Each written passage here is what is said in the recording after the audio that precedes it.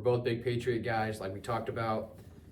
Kind of got announced last week that Vrabel's back in town. He brings Josh McDaniels with him. We talked about that this off on the phone a little bit this week. Yeah. How do you feel about Josh McD being back in Foxborough? You see, my dad's a huge Raiders fan, and so he was giving me the whole like Josh McDaniels is a cancer thing.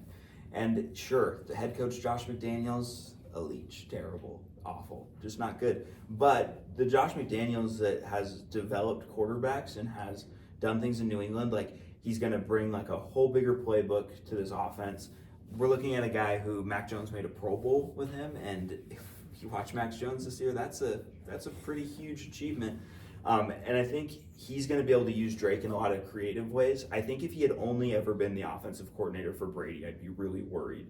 But we've seen him not only be the offensive coordinator with a guy like Brady and a guy like Mac, but as you and me both remember fondly, those first like 4 weeks of Cam pre-COVID, Cam was cooking. Yeah. Like he was playing really well. And not saying that Drake May is Cam Newton, but I think you can mix a lot of those Tom Brady concepts and those Cam Newton concepts that'll really help this team be successful. And hopefully he can do things like he can unlock Polk and he can get Booty out on the outside making plays, because I think there's guys on this offense that can make plays, even like a Demario Douglas. And so there's untapped potential.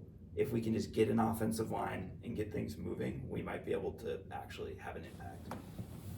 And even just adding on to the coaching fact there for a minute is, McDaniels, we've seen him have success. Obviously, anytime Tom Brady's on your team, that's going to help. But like you said, yeah, Mac Jones was with him, and he made a Pro Bowl with Josh McDaniels as the offensive coordinator. And to go back to Vrabel for a second, I think people forget that this was a guy who had Ryan Tannehill looking like one of the best quarterbacks in the NFL. I mean, at one point, I think he was considered like top 5 in MVP voting when they had that run and then beat the Patriots in Brady's last game, and then they went and beat the Ravens when Baltimore was the 1 seed.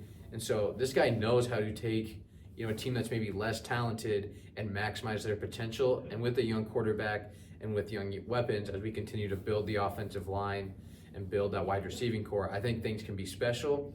Now, the first, year or two, I think you're going to continue to see development. And I think about year 3 or 4 is where we're really going to see things pop. Yeah. And so I'm patient, but I'm also very excited at the same time.